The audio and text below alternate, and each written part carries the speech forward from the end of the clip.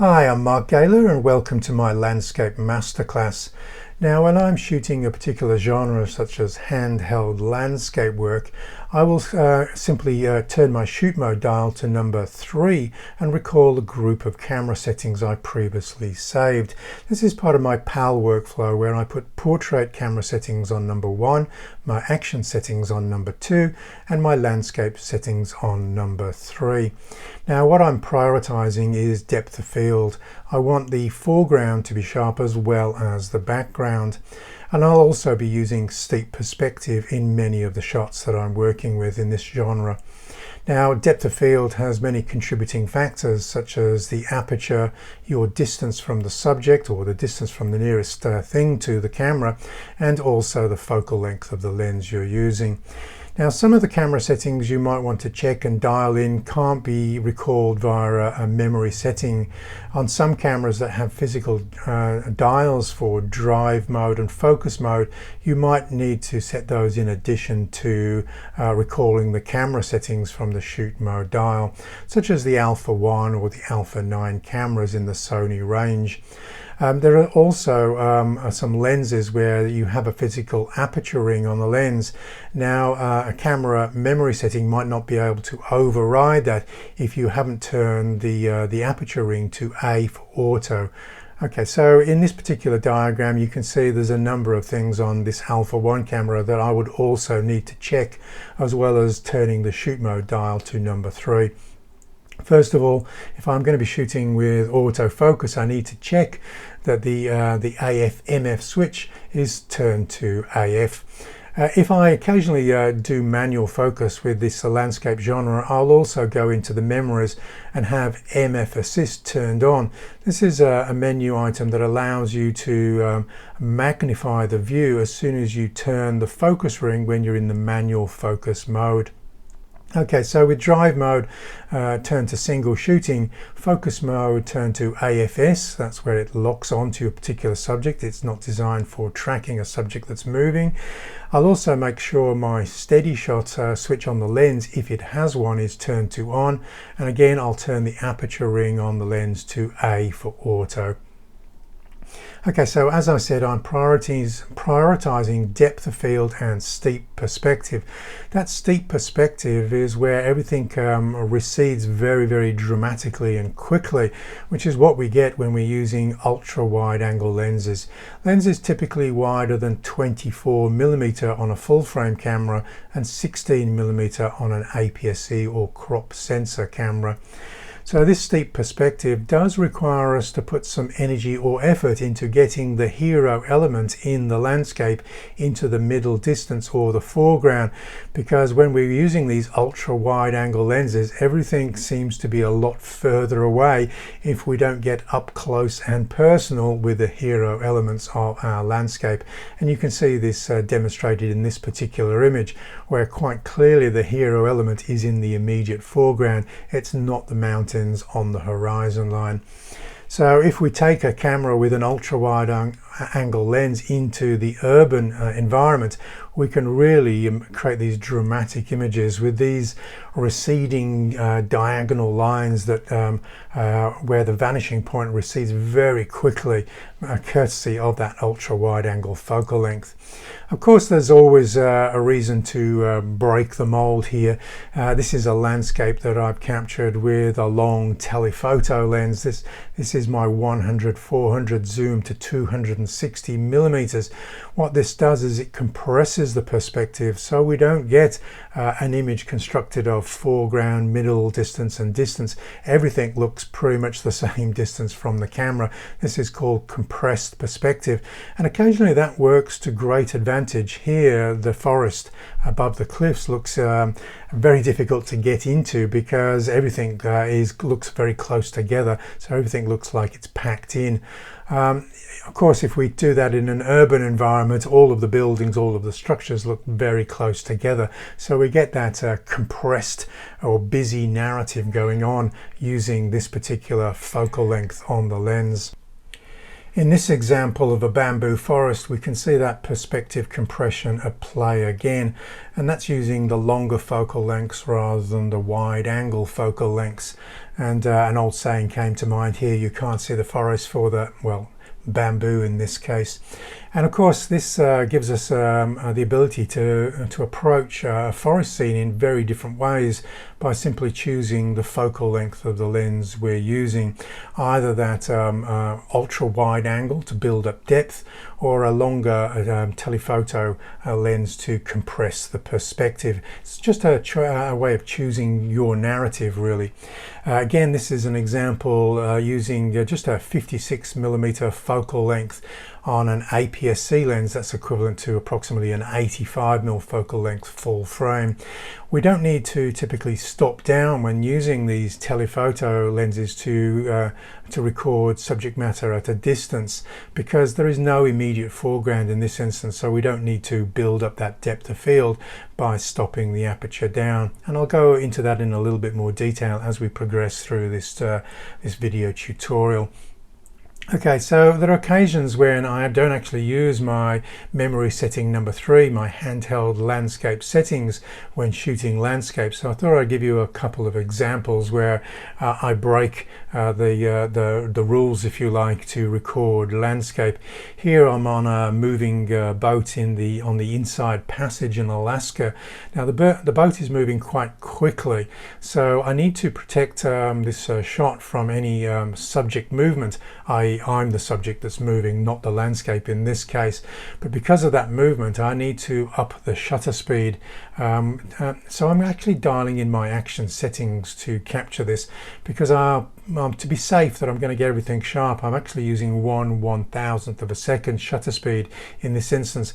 And again, depth of field is not that important, and I can open the aperture to keep the ISO low because of that shutter speed is very fast.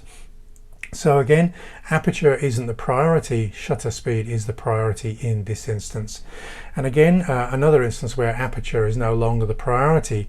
I am shooting with a wide angle focal length, 25mm in this instance, but again, because of that crashing wave hitting the rock in the sea there, I am prioritizing freezing the subject movement in this instance. Now I'm trying not to move in this instance, but the subject is the thing that's moving. So I'm freezing this again with my action settings that I've saved to number 2 on the shoot mode dial in this instance. Okay, you'll probably hear some photographers saying that you shouldn't stop all of the way down because of something called diffraction. Your sharpest apertures are not going to be the f/22. You need to sort of open a little bit wider to avoid the effects of diffraction. Now, some people get a little bit obsessed with not using f/22, and so you probably want to just test that out on your camera to see whether it's sharp enough for you. Because if you're trying to build up depth of field, you might need to use apertures smaller than f11, which is my starting aperture. Usually f11 is enough in most instances to get the depth of field that you require, but in some instances you will want to find yourself stopping down to f16 and maybe even f22. You will sacrifice absolute sharpness in the zone of sharpness, but if you need to increase the sharpness outside or beyond that point of focus, then occasionally you will need to stop down further than f11. Now, to give you an example of how much depth of field you can actually achieve at f11, this is actually captured with a 25mm focal length, so we're not even going ultra wide angle to build up that depth of field here. We're just going with what you probably find on your kit zoom lens or standard zoom lens when you've zoomed out to 24mm. Here is we're getting a lot of depth of field. We're basically getting depth of field from those foreground stumps, which are only a few meters away from the camera, right out to the Queen Mary 2.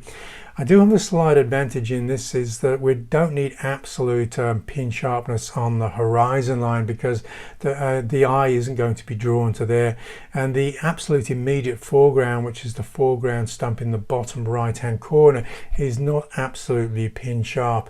If I was prioritizing depth of field right into that bottom right hand corner where most people are not actually looking, I might need to stop down to f16 in this instance.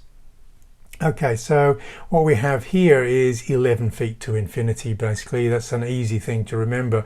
That 24, 25 mil equivalent focal length, you can get that 11 feet to infinity depth of field at f11.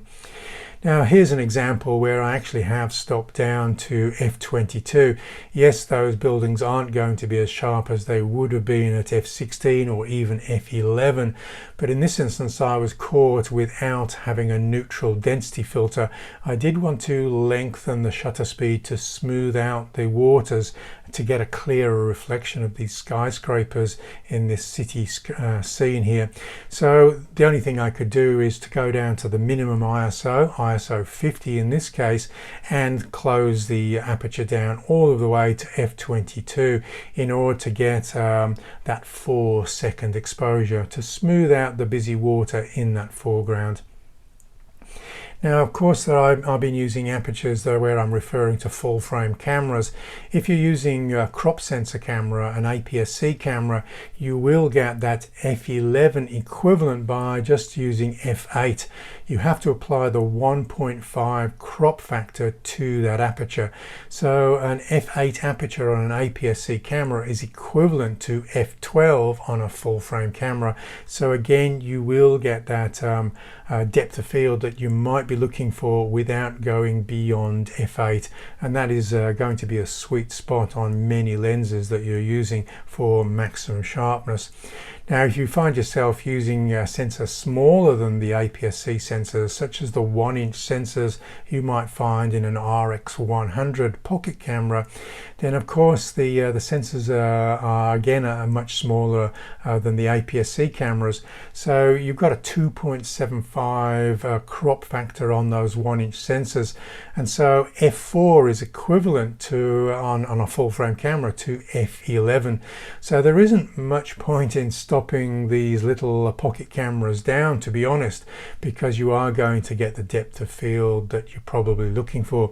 It's just as well because the high ISO performance isn't as good on these smaller sensor cameras, so you don't want to be stopping down and raising the ISO if you're going to get all of the depth of field by just leaving the aperture at f4. Now this brings in a question about handheld or tripod. Now these settings that I'm giving you are handheld settings, and a couple of those images I was just showcasing, such as the one with the Queen Mary ship in there, it was handheld at 1/8 of a second. Now I can find myself working at the very first light of day or the very last light of day, or even just after the sun has set, and I'm still shooting handheld and getting a shutter speed fast enough to not have to use a tripod. Now most photographers I see at these scenic vistas, the first thing they do is to get the tripod out. Now sometimes I would always question why you're using a tripod when you could easily hand hold this and adjust your vantage point to get the best composition.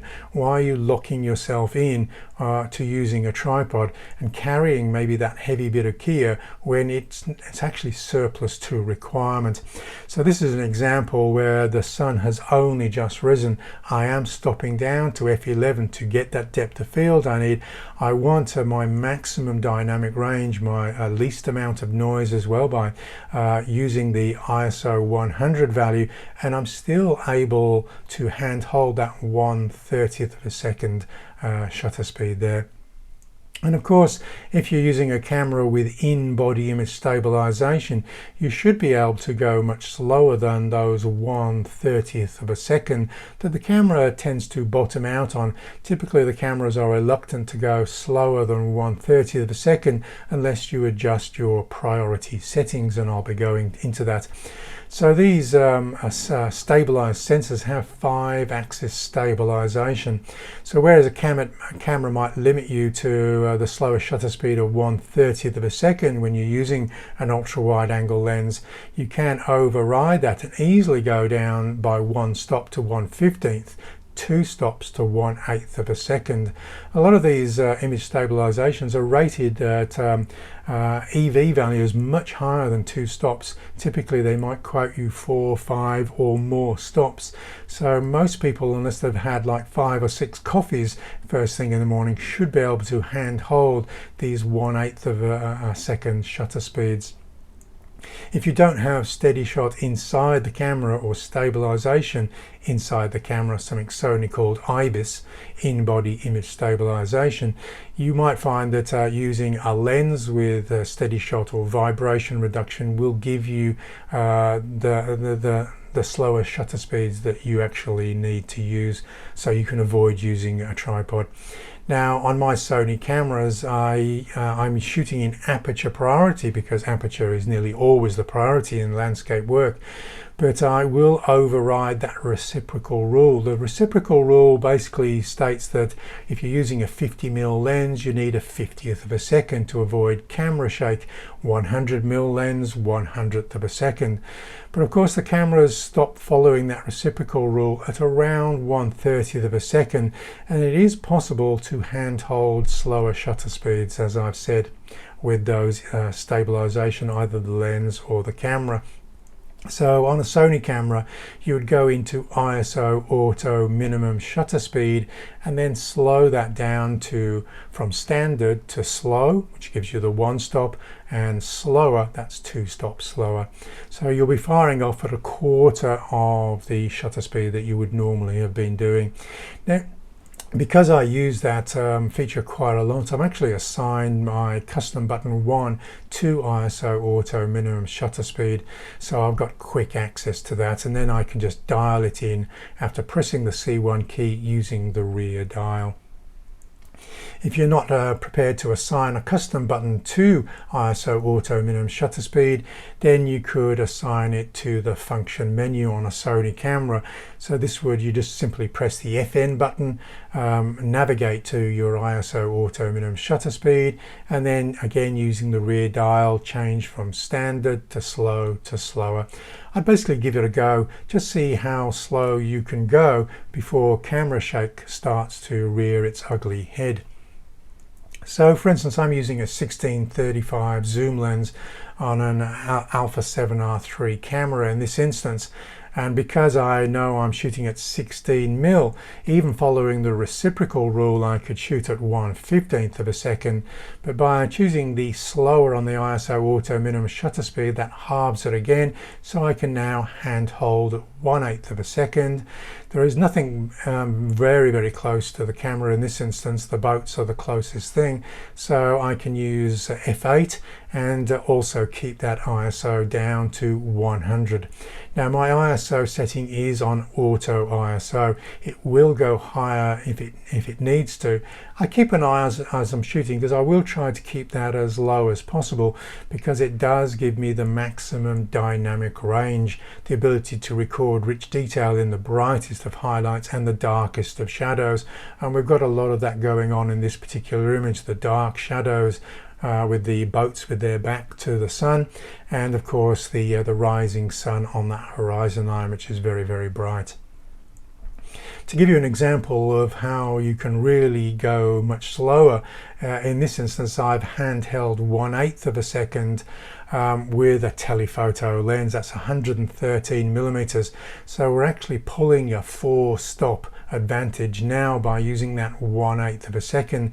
You can actually override that slow or slower on the ISO auto minimum shutter speed and actually dial in something that you think you can handhold, like 1/8 or 1/15th of a second, and that's what I've done in this instance. Because occasionally you'll lose a shot to camera shake, I would always encourage you to take 2 or 3 or 4 images at these very slow shutter speeds.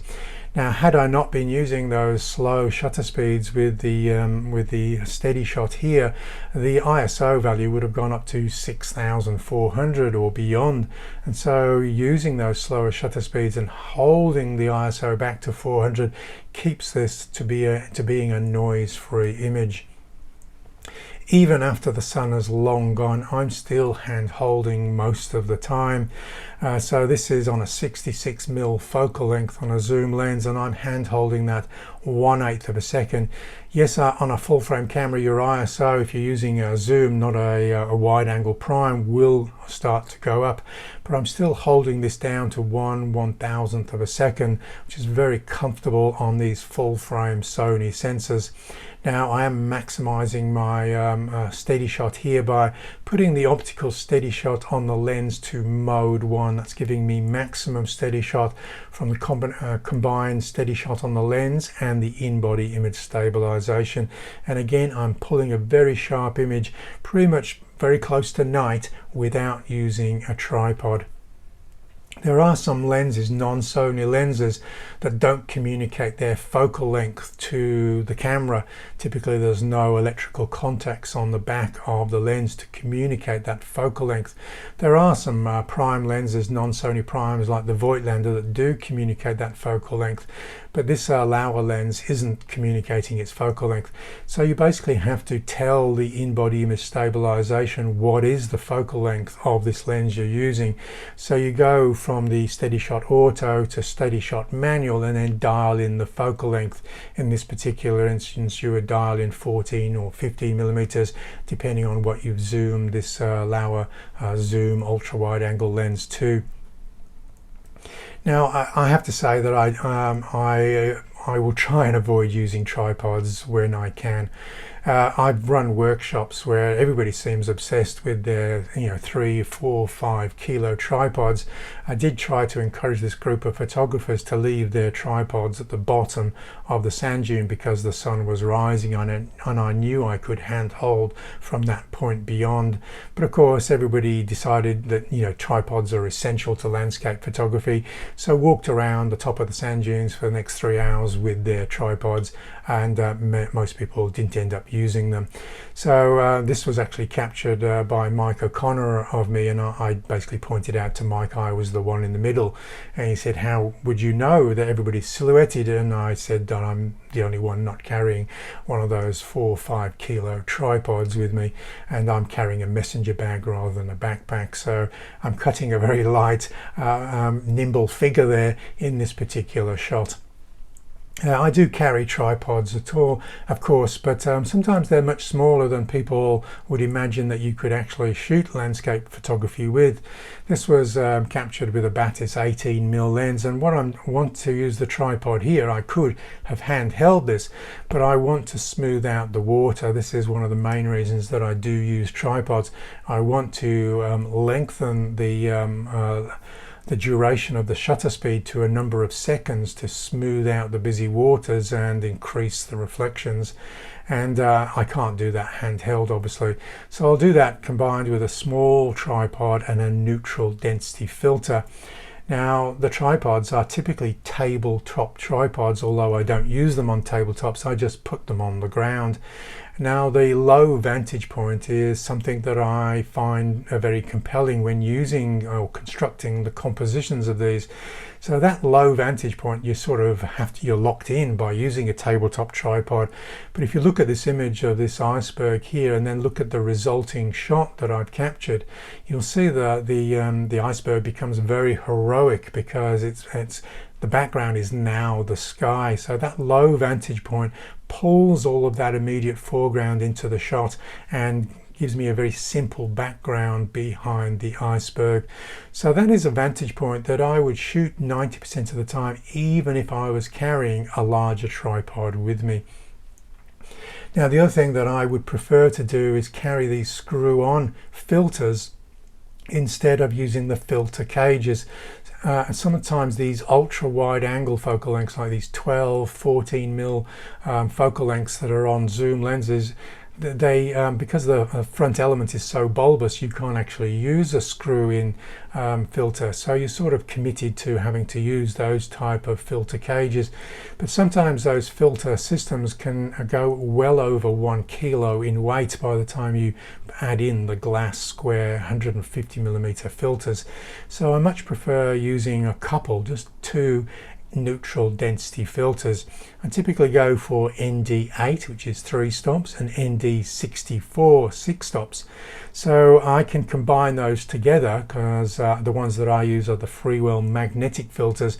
I could just click the two together and get a 9-stop neutral density filter if and when I need to. Because I don't want to carry filters of different diameters for all of the lenses I own, I've pretty much worked out 4 lenses that all have the same filter diameter. For me, that's the 20, the 35, the 85, and a Batis 135 prime. They all share that 67mm focal length.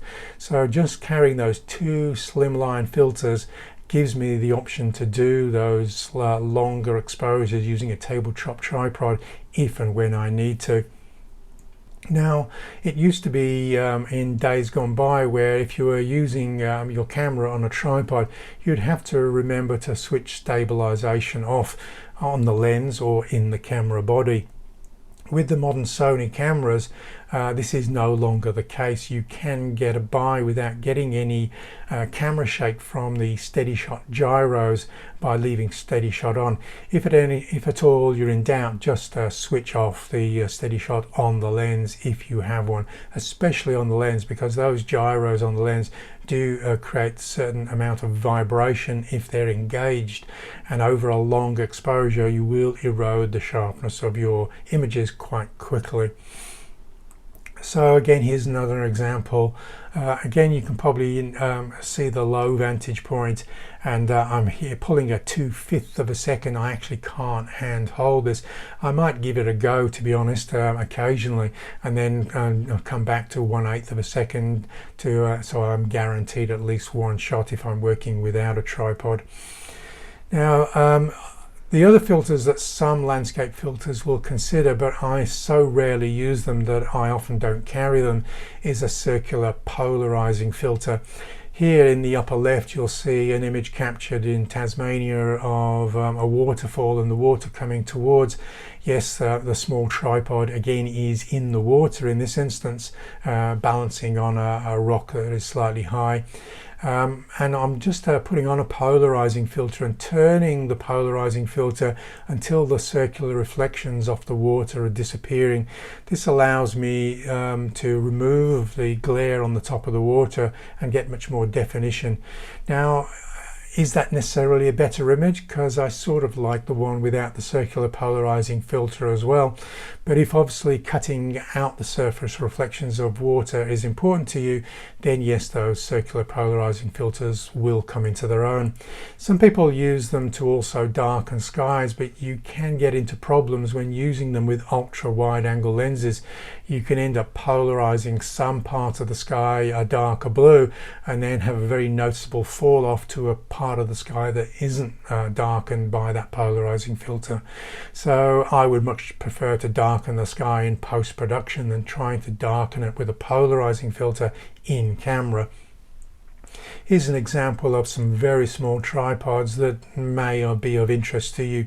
I've got that Leo Photo small carbon fiber tripod. It's very sturdy. You can put very heavy cameras and lenses onto that tripod. The only thing you can't do is you can't extend the short legs to get to waist height, or even to knee height for that matter, because it is a very low tripod. But if you're looking to pack something much smaller, you don't want to even get up to that 700 gram weight or 1.5 pounds weight. You want to work with just a few ounces. Then of course we have a range of tabletop tripods, from the inexpensive Manfrotto Pixie there to a little bit more of a rugged sturdy tripod, which is the one I'm currently using, which is the MT-03 Leo Photo, with a very small and lightweight ball head there, which is the MBC-18 ball head. So that's how small that small Leo Photo carbon fiber tripod is in the hand. So you can see just half a kilogram just for the tripod, and then you can attach a ball head of your choosing if you want to. I'd probably only use this configuration if I'm, to be honest, if I'm using a telephoto zoom lens as well as the camera, and I'm getting a little bit worried about the small lighter tabletop tripods in that instance. So I just thought I'd showcase a couple of the images that I've captured using those tabletop tripods very, very low to the ground. I do like the fact that we include the foreground information, and we get a skyscape behind the middle distance subject matter in most instances when using this very low vantage point. And again, with the tabletop tripod on the beach itself, we're creating a sense of place, because not only are we seeing the lake and also the distant mountains in the South Island of New Zealand, we're also seeing the rugged beach where the photograph is being taken from, and that does give you a sense of place if we've got that foreground element. You put the camera on a much higher tripod and we shoot across the beach, so there is no beach in the shot, and then it's all about middle distance and distance, so we lose some of that depth by shooting with those higher vantage points. Okay, so let's look at choice of subject. A lot of people really go for these heroic vistas, and yes, I will shoot them as well, because when you're looking at this vista, it is absolutely fabulous. This was captured in Canyonlands. It's the Mesa Arch, and at dawn. But because it's such an iconic spot, the reality of what we capture is very different from the hero image that we create. So if I was to show you the amount of photographers that congregate on any dawn, you basically have to jostle position elbow to elbow with all of the other photographers. And so there is a little bit of fantasy about creating these landscapes, and I actually don't find it that enjoyable. I like looking at these vistas, but I would prefer to be there by myself. And so, you know, these sort of iconic landscape vistas are all over the world, and some people put them all on their checklist or their bucket list of things to get done, such as the Torii Gates in Kyoto here in Japan. But this is not really a sense of the reality that you would experience.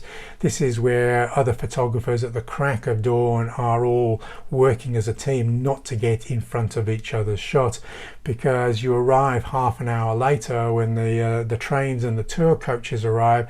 It basically looks like a shopping mall at Christmas. You're jostling for position. So there's not much reality when you see those hero landscapes. So I don't go out of my way to shoot them. I will occasionally shoot them when on workshops, because people expect to go and photograph these iconic places. But I much prefer to find the unexpected. Here, for instance, this was an image that inspired me to go on and doing a body of work using this compressed perspective of landscape.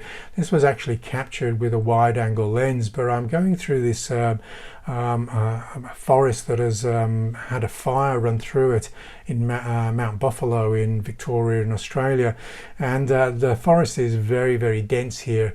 I'm on my way to an iconic vantage point, but actually I preferred the shot on the journey to that vista, and this had a lasting impact on me. I then went on to start capturing Australian landscapes with longer telephoto lenses, using that perspective compression to get that impenetrable feel to the Australian bush. A lot of people, you know, are in danger of getting lost when they do enter these forests because they're so vast in scale. Of course, there's always the case when people cancel their photographic trip because of bad weather, but this is a particular iconic spot close to where I live, and on a very, very rainy day there is absolutely no one photographing from the vantage point. But what's to say that this isn't the best shot at this location in appalling weather? We get the sun-drenched pier the rain-drenched pier creating these reflections of these gates halfway along the pier. And of course, what's to say for some people trying to create these magnificent images of urban environments, what's to say that this isn't part of a narrative that you can use? This captured in Singapore of all of the air conditioning units, again using a longer focal length lens to get that perspective compression so they all appear roughly the same distance from the camera. Now, this was taken on one of the last workshops before COVID struck. We're in North America in 2019. This is the Golden Canyon head trailhead here. Now, everybody else in the tour group went immediately into the canyon to get what they thought would be the best shot. But I actually spent most of my time sitting outside in the car park to the Trailhead Canyon here, because I actually thought that the weather behind us was really quite heroic, and the hero focal point of the image is that stop sign at the junction. Now, a lot of the people on the tour group made a little bit of fun of me because I did start collecting these stop signs at great T junctions that we then went on to encounter for the week that followed.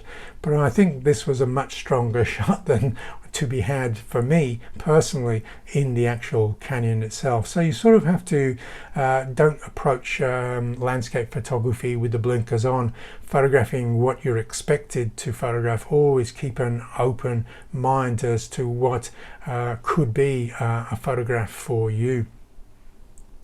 Even in a minimalist landscape or seascape such as we have here, this is the Inside Passage in Alaska. We were off on our way to go and photograph bears catching salmon in waterfalls, but and most, in fact, all of everybody else was inside because of the heavy mist. There didn't seem to be a view to be photographed at all.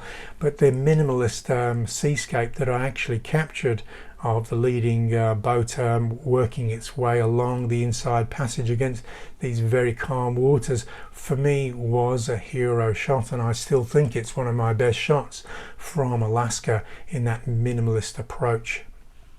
Going on that minimalist approach again, here is something where you're just limiting the number of elements to create a graphically stronger image.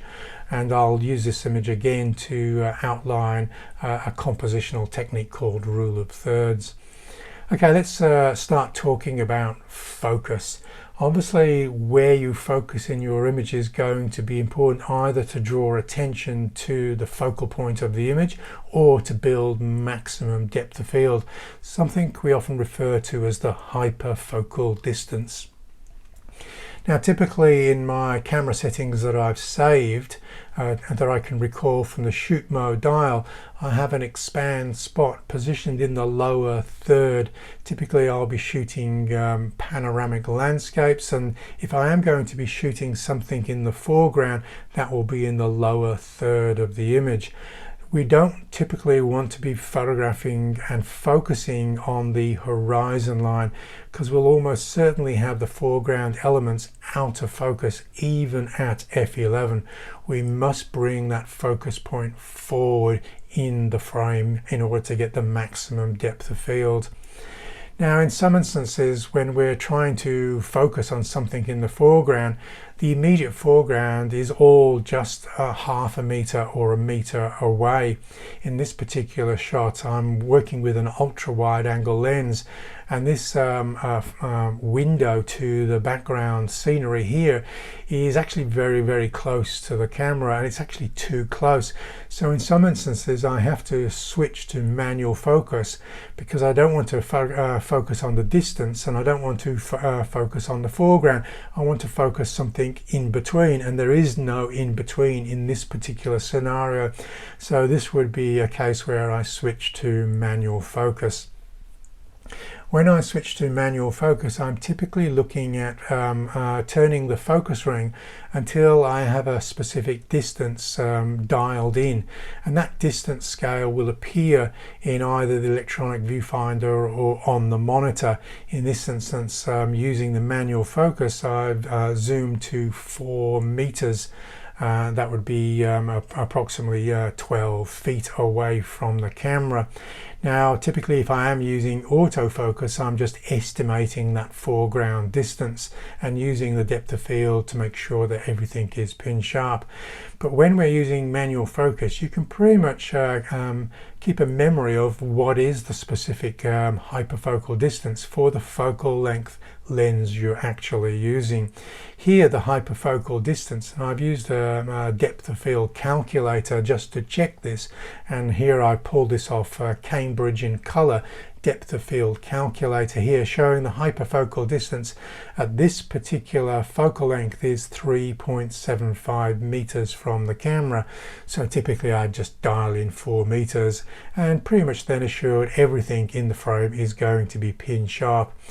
In this depth of field calculator, it tells me the nearest acceptable sharpness, so everything that is 6 feet or 2 meters away from the camera is going to be acceptably sharp.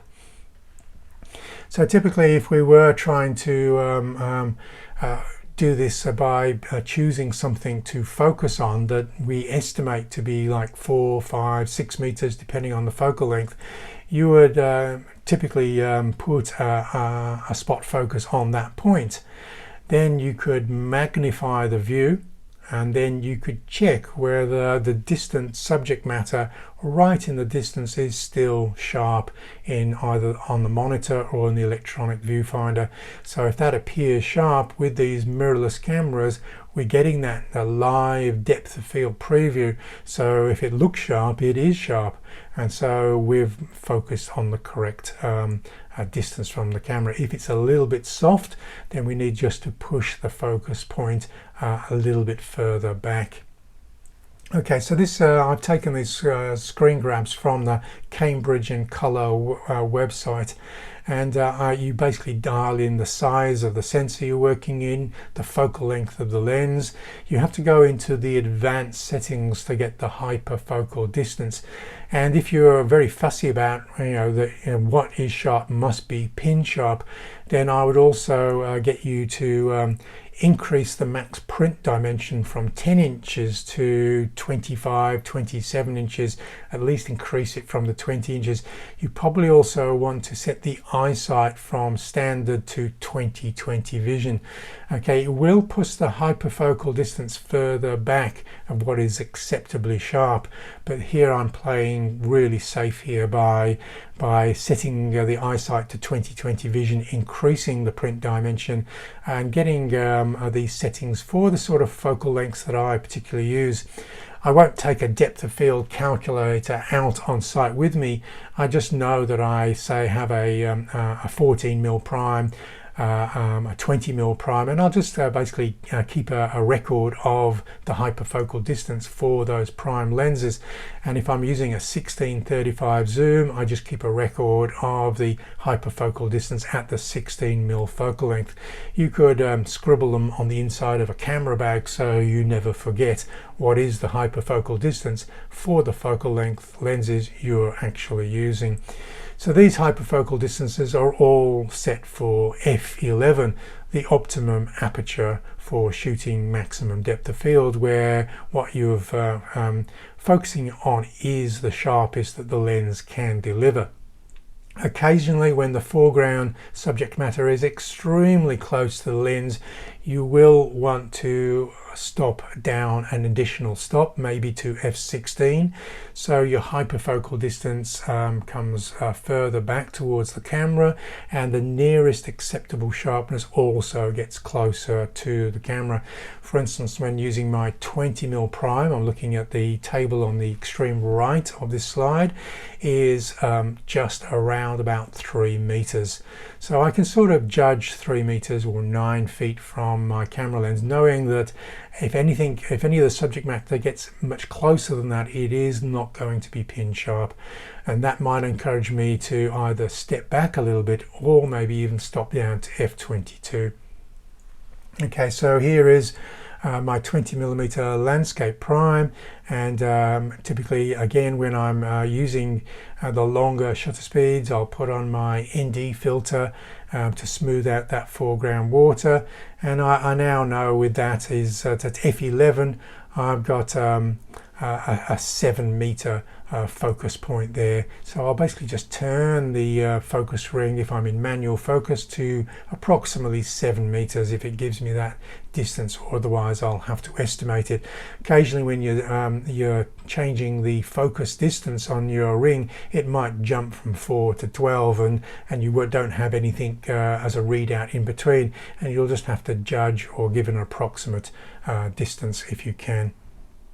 Okay, so let's move along. If you've not got access to one of the ultra wide angle primes for maximum field of view, then just always remember the software, the post-production software, is very good these days at stitching 3 vertical images into one panoramic wide image. And so to give you an approximation there, is if you are using a 24mm focal length on a 24-70 zoom, if you took 3 vertical images with a 50% overlap on each of those 3 images, you'd have an angle of view equivalent to 16mm after you've stitched them in your post-production software. So don't fall into the trap of that gear acquisition syndrome where you don't think you've got the lens you need to shoot wide panoramic landscapes. You can do that just with a 20mm wide angle prime as well. Now, when we're shooting landscapes and we need to get the right focal length for the right composition, you might find that you've zoomed out to something like 45 or 50mm to get the right composition. Now, if you're wondering about how much depth of field we have with these standard focal lengths, it's good to go onto a site with a depth of field calculator to realize we don't get a lot. The hyperfocal distance now at 45mm is around 45 meters away. Okay, so generally we're not going to have anything that's close to the camera sharp, even stopping down to f11 or even f16. So we have to avoid putting things in the foreground if we're not prepared for them to be in soft focus. So in this particular instance, this framing of the mountains here, there is nothing in the immediate foreground that I need to be worried about. So that hyperfocal distance of 45 meters or so is not a great issue. Okay, so let's take a look at the sort of depth of field you might get with focal lengths wider than 14 or 16mm. And in my 12-24 G Master review, I did a whole bunch of images captured at f2.8 just to alert people to how much depth of field you get at these very short focal lengths. This is f2.8, this image, and everything from the foreground doorway, which is pretty much surrounding me, very close to the camera, is sharp, right off to the war memorial in the background is pin sharp. Now, admittedly, we don't have distant mountains to get pin sharp in here, so I am narrowing the range that I want maximum sharpness, but I could achieve this handheld with an f2.8 aperture. So we get some astonishing depth of field just by shortening the focal length, not having to stop the aperture down. A lot of people go out of the way to choose very wide aperture lenses, and they do cost significantly more. But one has to ask the question, if you're not using them, if you're not using those ultra wide apertures, then maybe you could have saved $1,000 or more by just buying the focal length, such as an f2.8 or 1.8 focal length, and thereby saving yourself some money. So the great thing about really great lenses such as this G Master 35mm, it is pin sharp, wide open, right into the corners. And if I was using the f1.8 version of this lens, which is obviously much cheaper, I would have to stop down a couple of apertures. But in some instances, that's not a great deal. Do we need corner sharpness wide open? And that's something you have to ask yourself. Now, with a 35mm prime, I actually do want those very wide apertures to get very narrow depth of field, and it is that narrow depth of field that I'm going for, but not in the landscape genre. It's more to do with the portrait genre, where I need to get a background that's very close to the city, noticeably out of focus, which is what I'm doing here with this 35G Master using the f1.4 aperture. And if you're going for an ultra wide angle lens such as this 14mm G Master, then of course in some instances, if we want to isolate a hero element in the frame by getting that shallow depth of field, we are going to do that more easily with an f1.8 rather than maybe an f4 at this focal length. So there are certain advantages to these wide apertures, and of course we're going to be revisiting this lens later in the presentation, because this lens was made for a particular type of landscape photography where those wide apertures really come into their own.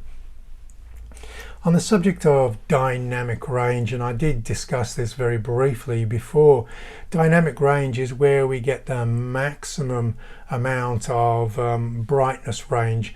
We can go out and photograph very high contrast subjects and get the brightest highlights and the darkest shadows with rich detail. We might need to play around in post-production with the shadows and highlight slider, but we don't lose any detail in the initial capture.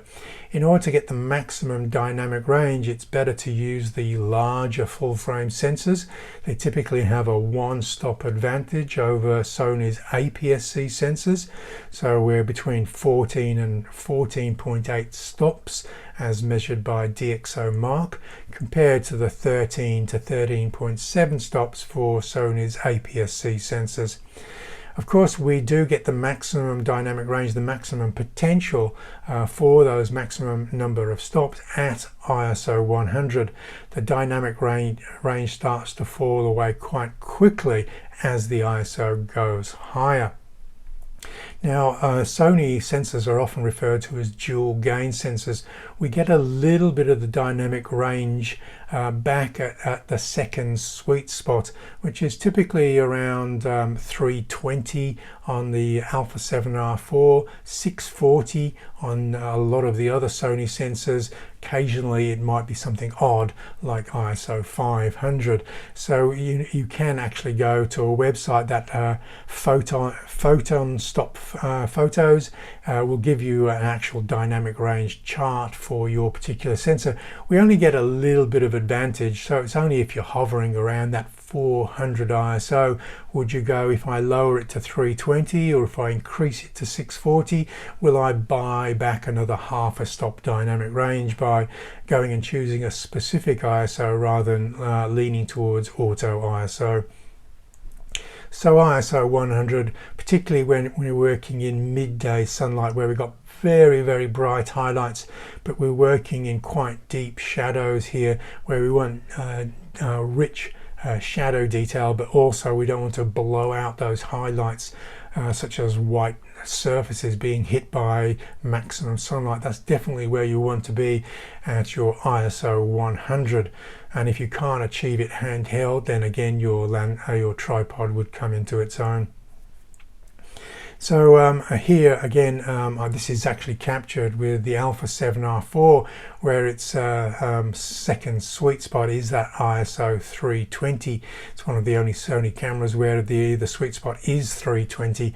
And so as I was hovering around that ISO 400 in this dark canyon, this is Canyon X in America, then of course I will just nudge it to 320 so I get the maximum dynamic range, and I'm most interested in getting both the shadow detail and also the highlight detail on the shirt, which is capturing a bit of the skylight from the top of the canyon there. Okay, we have a setting on the cameras called D-Range Optimizer. Typically it's only a setting really that it comes into play when we're shooting movies or we've got the quality setting to JPEG. This will give us more information in those shadows, so we can just lower the exposure so we're assured detailed in the brightest highlights, but it will open up the shadow information so they don't tip to absolute black. But this setting is not applied to the raw files. So the D-Range Optimizer is typically set to auto by default. So typically when RAW shooters open up their images in programs like Lightroom, Lightroom rebuilds a preview without the D-range optimizer settings applied, and the shadows typically look one stop darker or more, which leads a lot of people to thinking that they've underexposed in camera. Now, we don't actually pitch the optimum exposure for the shadow values, and I will cover this in future slides. The point about the D-range optimizer and why it's useful to RAW shooters is if we switch it off, yes, the RAW file will look closer to what we were viewing in camera, but it does affect your framing, because we do tend to intuitively frame and compose a shot on balance. And of course, if the foreground looks pitch black in the preview, then this will occasionally modify the way we frame an image. So being able to see the detail in the foreground by having D-range optimizer set to auto, or even raising it to LV2 or LV3, will allow us to see the foreground information when we're capturing the image. To replicate that in post-production, we would have to drag the shadow slider higher, and in order to pull out the rich detail we can actually see in that sunset, we could reduce that highlight slider so we have a negative value. And then I typically add a bit of contrast, mid-range contrast to the file, so we still have the drama of the image. Okay, so typically, and I'm not afraid about moving those shadows and highlight sliders, especially as I've been shooting into the sun. I have monitored my optimum exposure for the brightest highlights. If I'd raised the exposure any more in camera, I would have blown out the sky just above the rocks there. So the exposure was about right, even though the shadows were very dark when I opened this file up in post-production. Okay, and so there is the final edit of that shot, which doesn't look much like anything if you'd had the dynamic range optimizer switched off in camera. Of course, there are going to be instances where if you do pitch the exposure for the brightest highlights, the exposure of the surrounding shadows is going to be so underexposed that yes, you could raise it by 3-4 stops in post-production, but it's starting to look a little bit noisy even at ISO 100. So in those instances, you may want to bracket the shots, do 5 shots with 1 or 2 stops apart, and then use post-production software such as Lightroom to put those, assemble those different exposure shots to get the best optimum exposure for shadows and highlights in one frame. And this was the case in point with the transformer building in Hong Kong that I captured here, and I actually captured 7 shots, all with 1 stop apart, in order to make sure that I'd got maximum information for the post-production software to use. On that topic of exposure, which I've always touched on, you have to remember that obviously using these mirrorless cameras, we are previewing the actual exposure. It's not like using a DSLR where we always have to chimp or look at the image we've just captured to see whether we got the exposure right or wrong.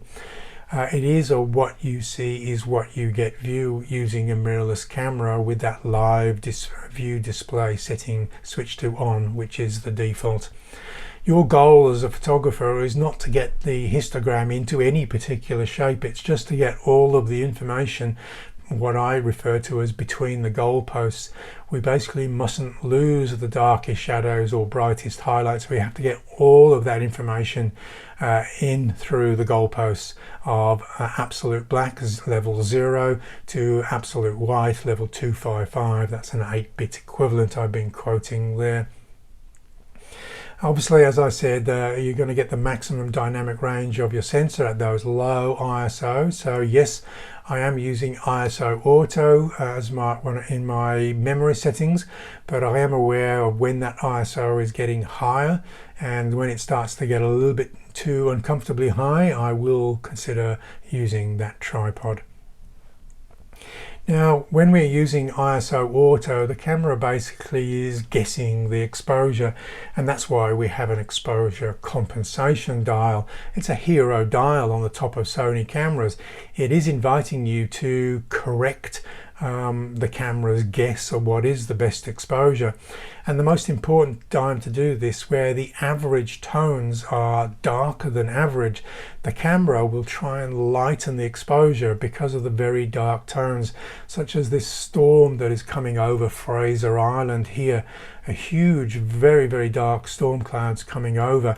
And so because that's much darker than average, the camera goes, oh, this looks underexposed, so I'll raise the exposure. But in doing so, it's very likely to lose the brightest highlights. Now, if you're monitoring the small histogram on the back of the camera or in the viewfinder, you'll see the histogram start climbing the right wall there, knowing that we're possibly going to be losing that highlight to a point where it's possibly irrecoverable in post-production. So in those instances, you definitely want to turn the exposure compensation dial down so that we can actually see the histogram isn't climbing the right wall, and we can actually visibly see that there is detail in those brightest highlights. If the shadows go a little bit too dark in the preview, we can always lighten those in post-production.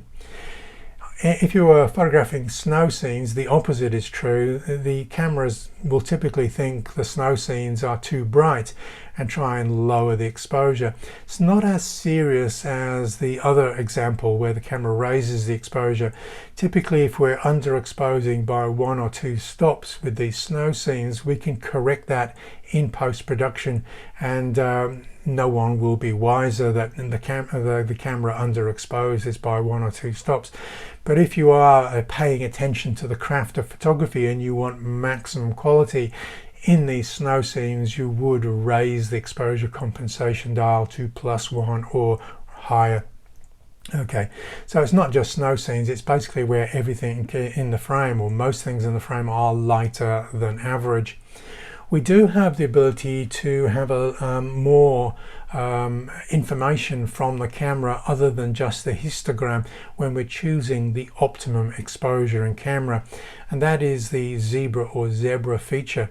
Now, typically this has been designed for videographers, and typically as a RAW shooter you need to go in and create a custom setting for it to be of use as a stills photographer who's shooting in the RAW file format. So in order to create a setting that is useful to you as a RAW shooter, you would need to set the standard range to lower limit and the amount to 109 plus. Once you've done that, the zebras will appear over any highlights that cannot be recovered in post-production software. And now the optimum exposure in camera is something called exposed to the right. It's got an acronym even, ETTR. And so the best exposure is not the one that looks best on the back of the camera, but is the brightest exposure just before we start to lose or clip the brightest highlights. So as you're raising your exposure compensation, because it's a predominantly light tone scene, again captured in Alaska on the inside passage here, is as you start seeing the zebras, you've raised the exposure compensation too far, so we dial it back a little bit until the zebras disappear, and that is our optimum exposure. So as I said, we're not trying to get the best exposure, so maybe your subject looks correctly exposed. In this instance, the city scene looks underexposed, but I'm having to purposely lower the exposure so I don't lose the brightest highlights in that sun-setting sky in the background there. So that is where I'm exposing for. I'm exposing for the highlights, and then I am processing the file for the shadows. And as I said, with the Sony sensors, we can raise that exposure in the shadows by 1 or 2 stops and recover that. And we can do that using the graduated filters. So anything that we do to the foreground doesn't have to flow through to the sky as well. If you're wanting to know more about that zebra feature, just go to my YouTube channel and look for that Zebra 109 Plus for RAW shooters, and that will cover that in a little bit more detail. Now, some people will want to get the correct white balance. Again, like exposure, the camera with auto white balance will try to average everything out. But as you can see with this scene on the left, nothing is average. Pretty much everything is a warm tone. And as the camera tries to compensate for those very vibrant warm tones, what you'll see happening is some of those rock faces start turning blue. It's quite a nice visual effect, but it's not necessarily an accurate interpretation of what you would have been viewing with the human vision, and so typically we would correct that with a manual white balance setting. It is important to note, however, the white balance, saturation settings, the color gamut settings, that's the sRGB or Adobe RGB, none of those settings have any impact on the raw files. The white balance will be used as a reference point, but you can change that in post-production, and there are no negative or downgrading effects of the file because we choose a completely different white balance in post-production. The only reason you might want to choose a different white balance or a custom white balance in camera is when you're sharing images on the back of the camera, they don't look completely wrong. They will look reasonably natural. So I'm going to show you some examples where the camera has got it wrong. In this instance, where the dominant tones are on the cooler end of the spectrum, the blues, the camera will often go in and make the image unnaturally warm. And so we often have to go in to either the temperature or tint sliders to override that to get a more natural white balance. I've actually gone beyond what is the correct white balance here, exploiting what is often referred to as complementary colors. I'm just leaning the blue slightly towards magenta here to create that sort of contrast with the yellow-orange tones here, because sometimes we can go for accurate color, sometimes we can go for artistic colors, because we are the artist and we can choose the color palette that most suits our mood or feelings that we want to convey. Let's return to this cityscape of Melbourne here and just show you this is a classic blue hour landscape where the sun has set and we've entered the blue hour. But of course, the dominance of the blue tones allows the auto white balance to overcorrect and put in more orange or warm tones.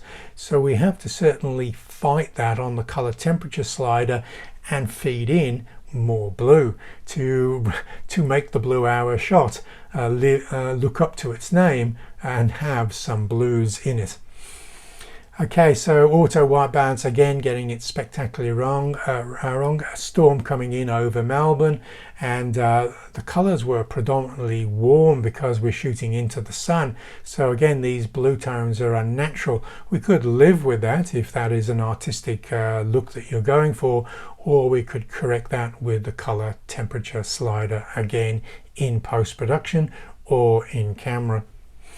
And as I said, sometimes we can, even though the camera might get it right, we actually use that temperature or tint slider for artistic reasons. So when I was on a workshop, I noticed one of the other photographers actually using the temperature slider for these emotive reasons, because making these waves of sand look like ocean waves, blue waves, and so that was an artistic decision rather than trying to go for absolutely accurate color.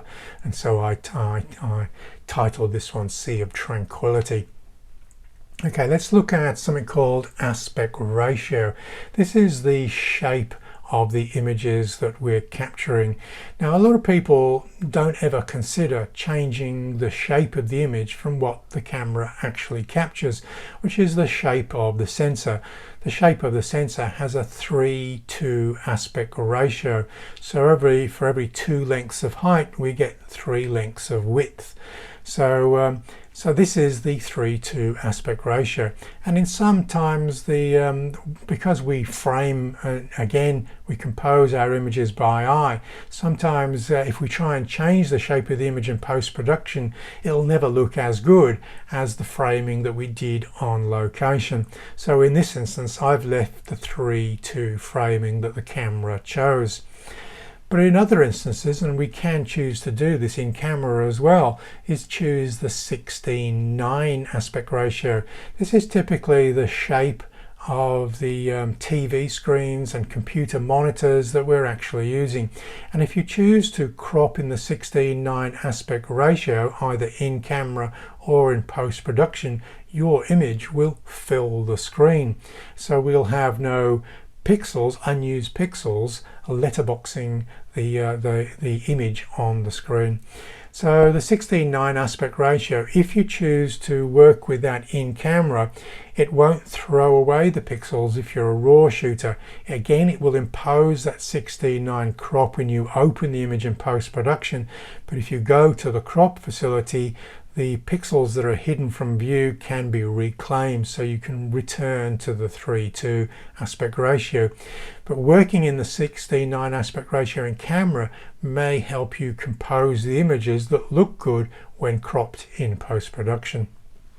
In some instances, we want to go even narrower. This is typically the wide angle of view that you might be watching some Hollywood blockbuster movies in.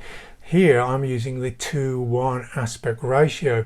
This is actually the perfect ratio for panoramic shots, where if we'd have had the whole frame, we would just be looking at a lot of empty unused sky and a lot of empty unused water. So cropping a little bit tighter creates a more dynamic image.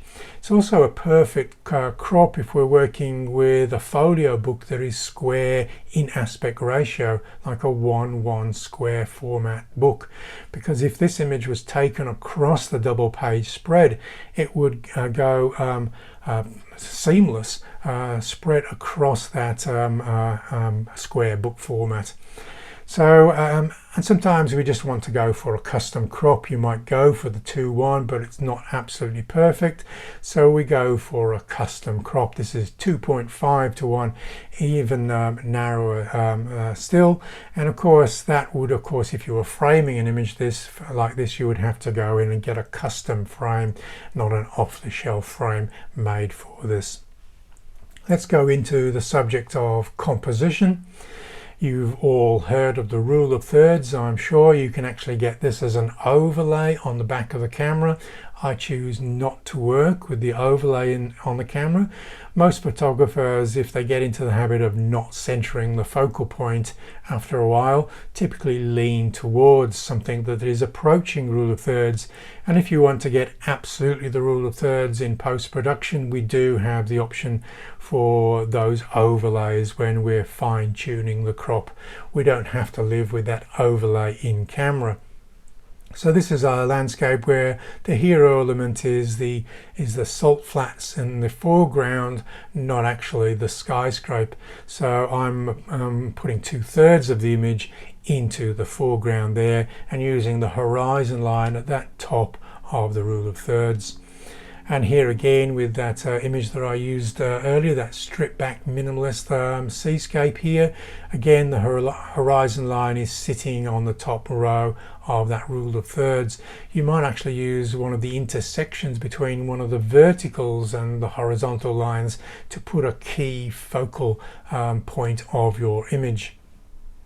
Here again, this might on the surface look like the rule of thirds, but it's actually called the golden ratio. You can actually cycle through these overlays in a program like Lightroom.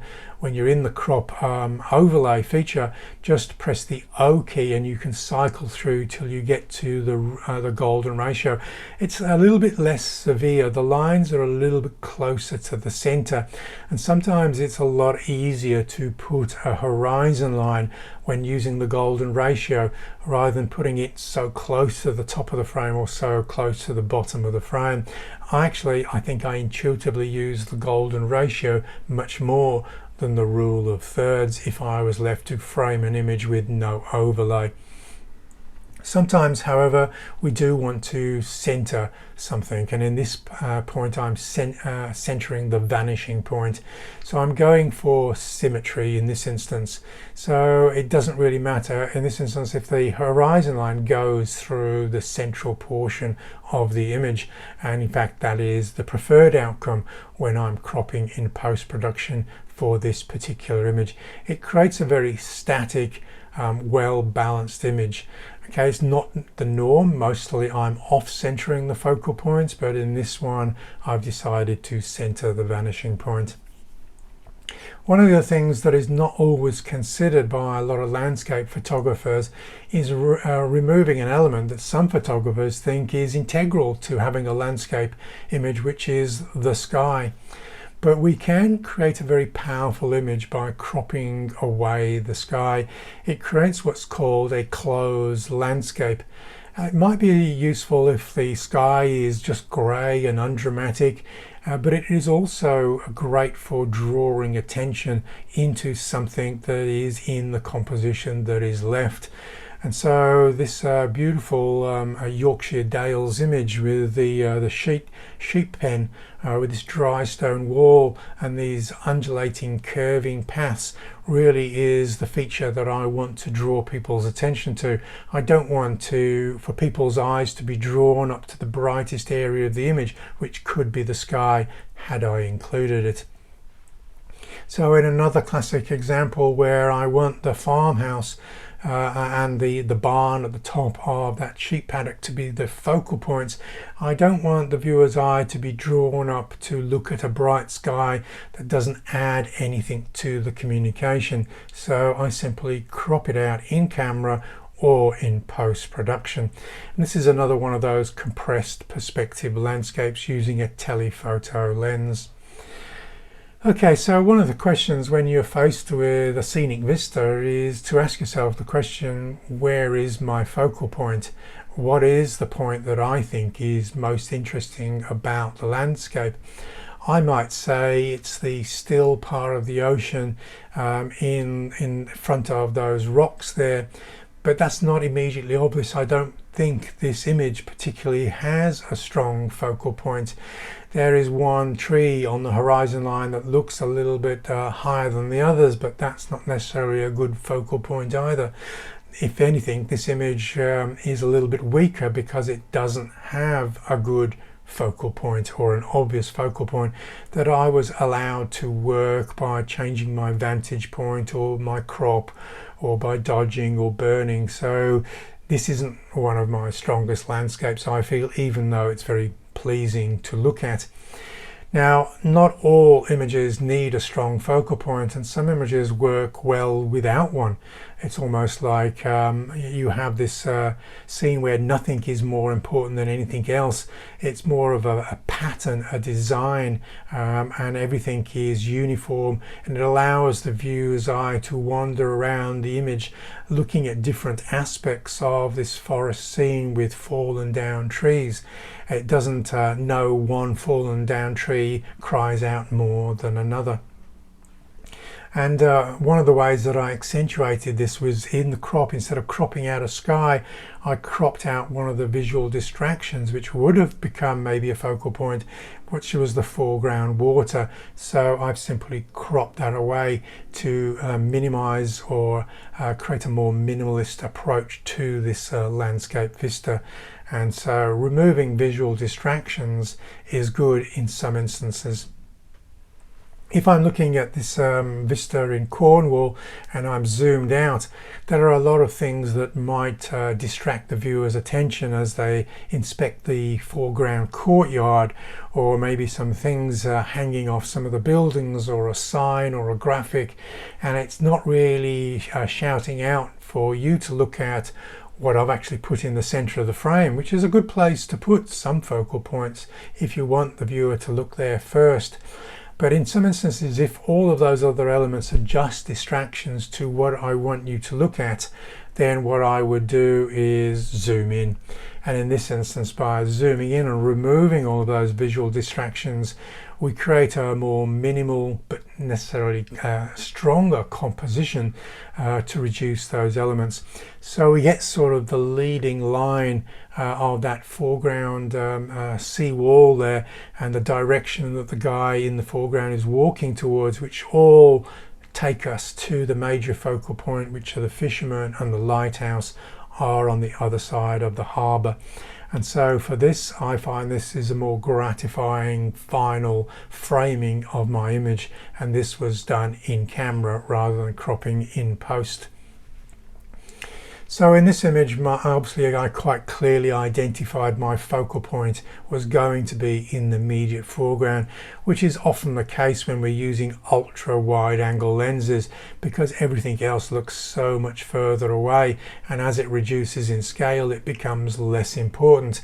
So often in these ultra wide angle landscapes, the success relies on you getting reasonably close to either the middle distance heroic rock in the sea or getting close to the foreground element.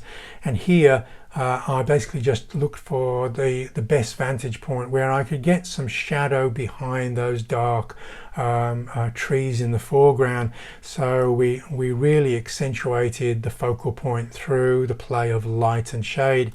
Had that been a sunlit sand dune behind the trees in the foreground, it wouldn't nearly been as strong. So in this case, I just alter my height to the foreground subject matter, which again gives an advantage for somebody who is working handheld, because they're much more likely to go a little bit lower or even raise the camera above your head in order to get the precise vantage point where we can get the shadow behind the foreground trees. In this instance, I was actually trying to get closer to the focal point, but the incoming ocean prevented me going around that foreground bluff. I've actually prevented from getting closer to this one because I'm working with an extreme wide angle lens at the 12mm focal length. And so I would have liked that focal point to be larger and more heroic in this composition, but this is as good as I could get. I am working the leading lines. You'll see the big sweep of the shoreline coming in the bottom left hand corner, sweeping around to take the viewer's eye to the focal point, and the top of the rocks also bringing the eye down and putting the focal point right in the center of the frame.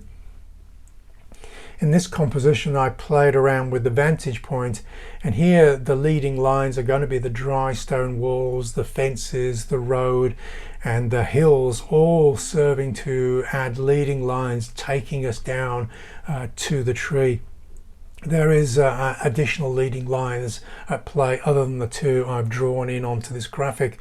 The top of the hill, which is very dark, is also taking your viewer's eye down to a slightly off-centered focal point to the right side here, so of that tree. And it's not vying for attention with other trees because it is pretty much the only tree in the field of view, so it quite easily becomes an easy focal point to work with. Sometimes there is not just a single focal point, and sometimes the focal point doesn't immediately shout out because it's not centered in the frame. Here, what I think is perhaps the focal point where the viewer's attention will finally come to rest and is not immediately noticeable is the human figure. Sometimes putting a human figure gives you a sense of scale, how big or grand these sand dunes are in Death Valley. So yes, the viewer may have gone on a bit of a journey with the arcs and turns of the light and shade falling on these sand dunes, and we may have even followed the footsteps up the sand dune or across the ridge of this sand dune before moving over to the right of the image and seeing that lone figure going up to the highest peak on the sand dune on the extreme right of this frame. So I would say that is the focal point that I eventually want you to notice, but perhaps not go to immediately. There's a little bit of a journey involved for you, as well as that human figure making their way up to the highest sand dune. And as I said, sometimes there is more than one focal point, so trying to get comparison tree in the middle distance to play with the heroic tree in the foreground is something that I want the viewer's attention to work on. So it'll pull the viewer's attention beyond the hero focal point in the foreground and pull you back to the mountain range in the distance. In this one, it's a very difficult image to have shout at you as a very successful image if you don't have the weather playing with you. In here we don't have any great light and shade, so the focal point again comes from the man-made elements of those two little boats working its way around this oxbow shape in the river here. And so I would say without the man-made elements, which some people might wait until they're gone before taking the shot, I actually think these two little white elements leaving their trails behind them become the successful focal points for me in this natural landscape. And again, in this particular one, I don't think the tree in the foreground is heroic enough. It's darker rather than lighter, and the viewer's attention is often drawn to lighter elements rather than darker elements. So I'm adding in a secondary focal point with the sun just breaking breaking above the cliff surface there. If you're stopping down to f11 or f16, you should be able to get these starbursts on most of the lenses we're using. And again, vantage point is all important, because if we get the sun in full view, it won't often starburst. But if we break the sun with a foreground element such as a tree or a rock cliff edge, then we can get that starburst happening, and that becomes a secondary focal point to the tree in this particular framing. And again, I'm doing that. I'm getting the starburst by the Stars and Stripes flag here, just dissecting the sun, creating that starburst. Obviously the starburst will get more pronounced if we stop down below f11, so if we just move down to f16, you'll get more pronounced shape to that starburst, but you can get them happening at f11 as well. Here there's more than one focal point, and I did mention this earlier. I started collecting these stop signs at photogenic T-junctions in America, and so again I'm collecting the stop sign in the foreground, but for me the secondary focal point element here is the starburst coming off the headlights of a car coming along the dusty trail towards this stop sign. So again, timing, not always that important with landscape work, but of course useful when you do have a little bit of time on your side. Let's just go into a few dry technicalities that don't necessarily make or break the image. One of the things that I find particularly annoying when looking at entries into competitions, which sometimes I'm asked to judge, is because photographers often stop down to f11 or f16. If you're not working with immaculately clean sensor, if you've allowed a little bit of dust over time to collect on the sensor, those dust spots will be immediately obvious. So I'm surprised often by how many photographers don't see them before entering them, because in programs like Lightroom we can spot away those dust spots. And so I don't know whether you were looking at them. I was certainly looking at them, but there are options in sort of Lightroom which is to help you find the spots if they're not immediately apparent. So that visualize spot slider should allow you to quite quickly identify the spots, and obviously as you darken the skies and add a little bit of clarity, those spots will become more pronounced if not removed.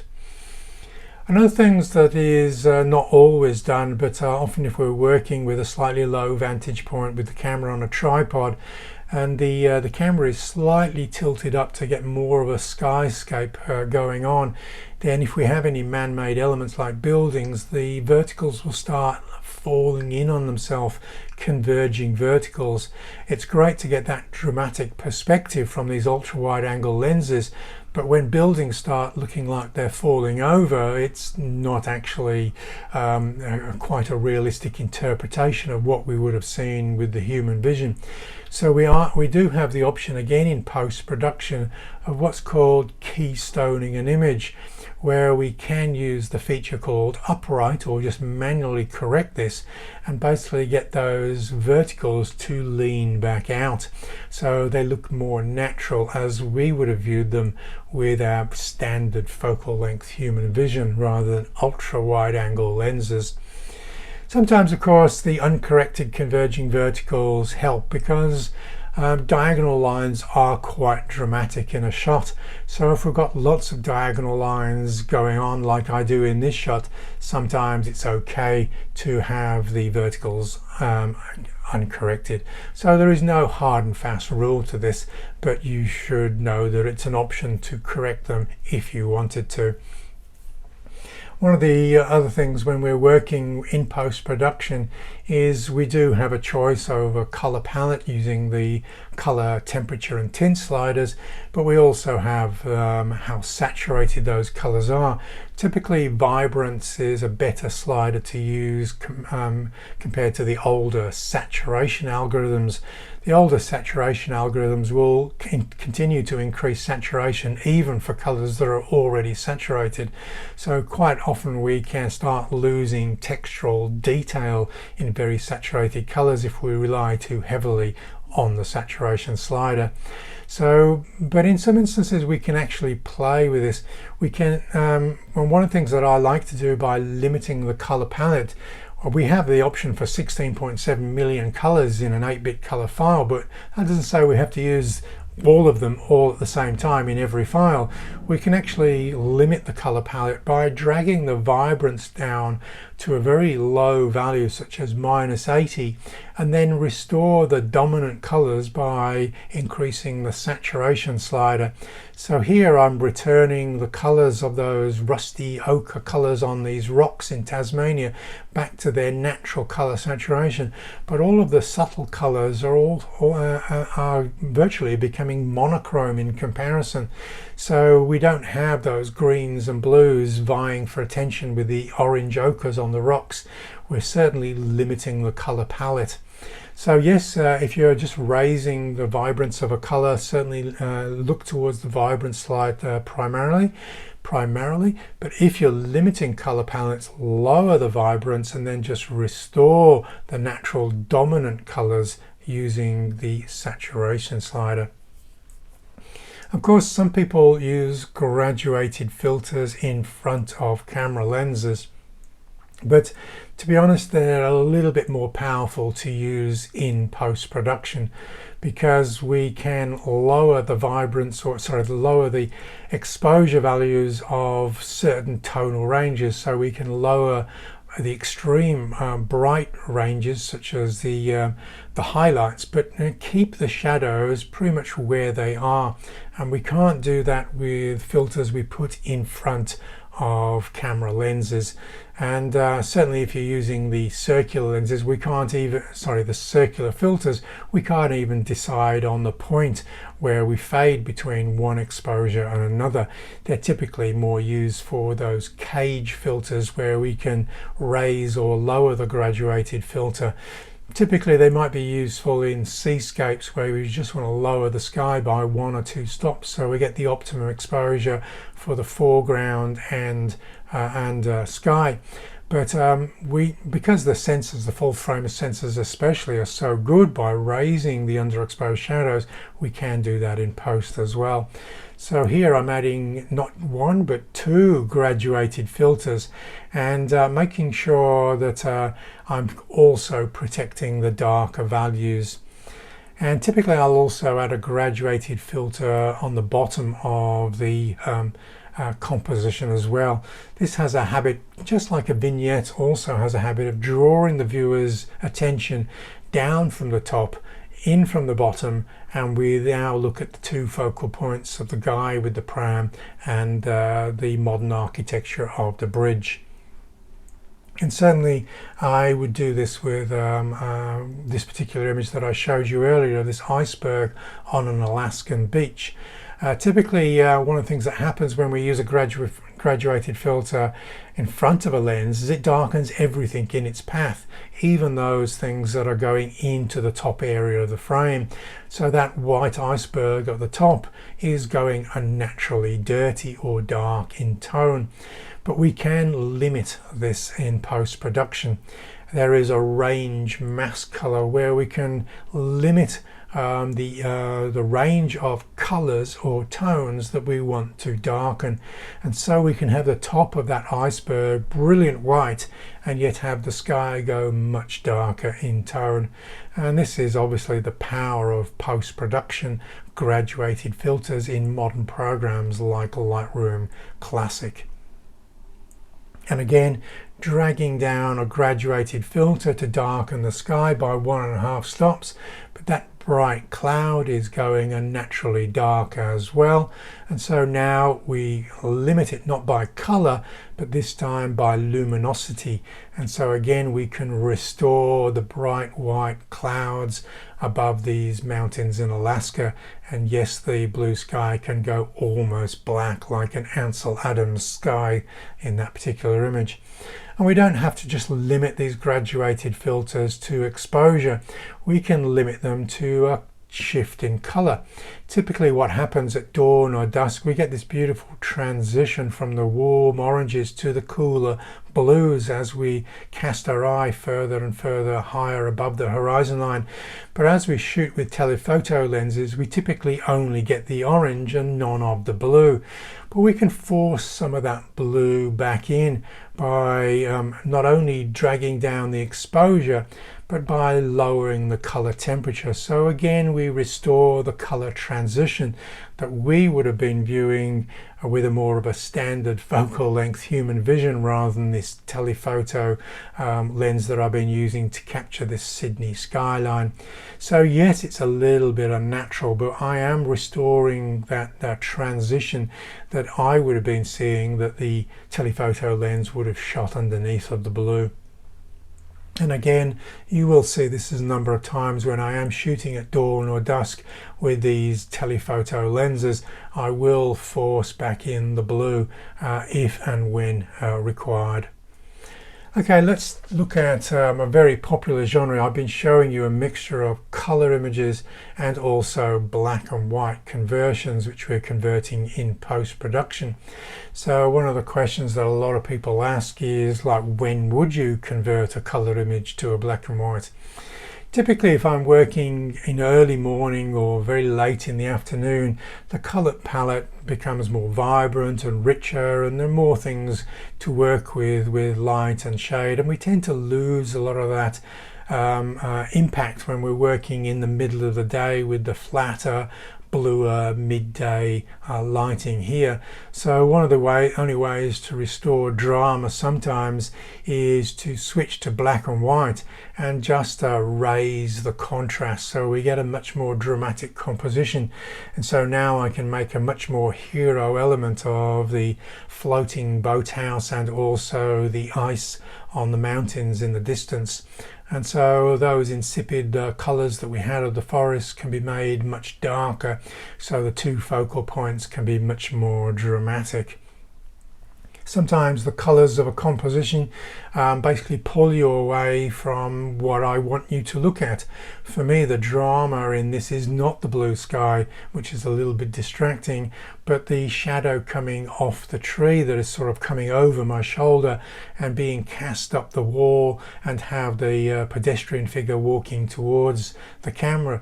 So by dropping the color completely and making this a composition that just is about tone, I can now really make that shadow of the tree and the pedestrian coming towards the camera be the hero elements much more easily than I could without the interference of color. And of course, there's sometimes we're doing a composition or a story about something that maybe have its roots set in history, like this is the A-bomb dome in Hiroshima. And here what we're looking at is obviously the bomb was dropped at the end of the Second World War, an era where most people associate with black and white, not color photography.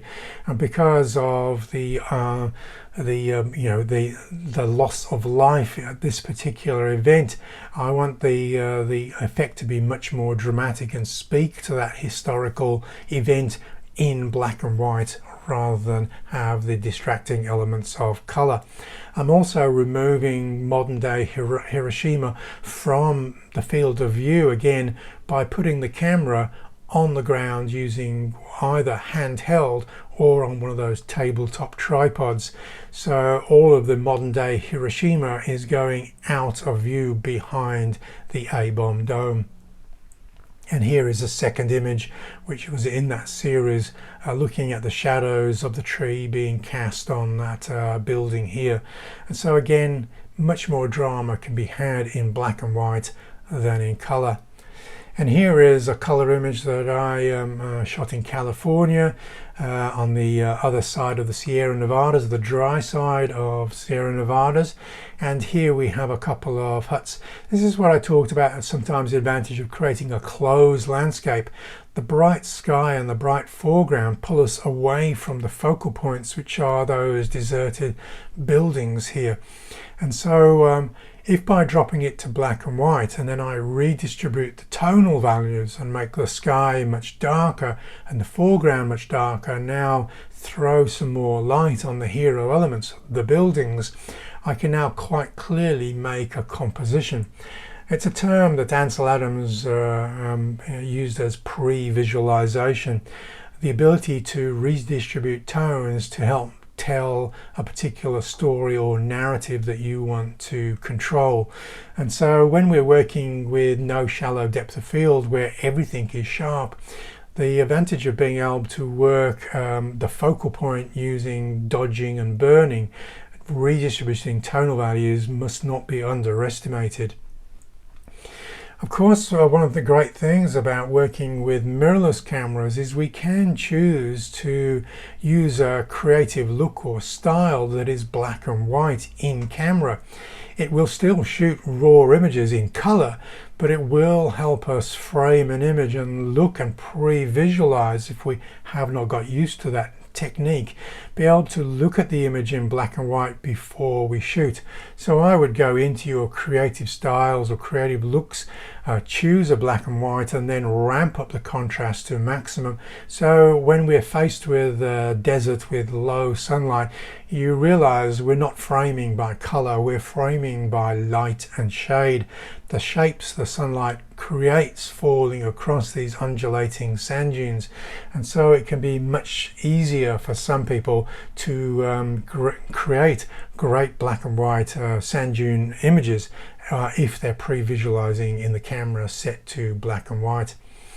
Occasionally, as I said, that I will want the camera to go on a tripod, and it's usually because I want to smooth out the water with a longer shutter speed. And so typically I will use my camera memory settings that I've set up for handheld landscape work, but I just need to make a couple of changes. I need to switch the ISO from auto to 100. I need to switch the focus mode from from auto to manual, because I'll be setting a hyperfocal distance. As you'll see that there is nothing at the 4, 5 or 6 meter mark. Everything is much further away in this Tory Gate in the middle of the ocean here. And so working with manual focus would definitely make sense. And if you're working with a non-Sony lens and you've got stabilization on the lens, or you've got steady shot on in the camera, just switch it off to be sure that we don't get any vibration during our long exposure from the gyros. As I said, working with a Sony lens, the Sony camera should know the camera is not moving, so the gyros shouldn't be active. But if in doubt, switch it off. Okay, so that's basically a memory override. A lot of people say if you're committing settings to a memory, surely that's like a straitjacket. But of course, they're just starting settings. There's always an opportunity just to override those settings. As soon as you turn your shoot mode dial away from number 3 and then back to number 3, you restore the defaults. So you're good to go next time you're hand holding your landscapes.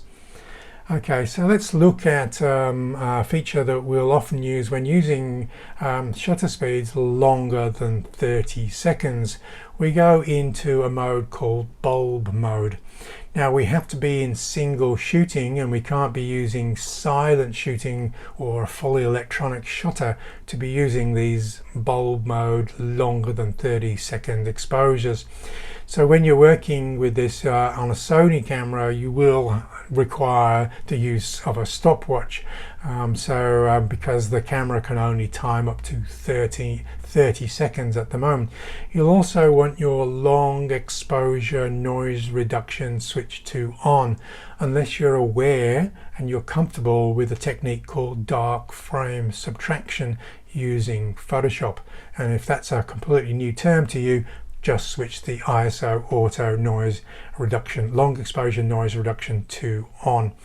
And of course, what we're going to get in this is typically 30 seconds would smooth out quite choppy water. But not only will we get smooth water now, we'll start to get clouds dragging across the sky here. And the aim of this 111-second exposure was to try and get that one static cloud above the distant hill across the ocean there, still with the other higher altitude clouds moving across the sky from left to right. And I think just at 111 seconds I've managed to get that separation of cloud movement in this particular shot.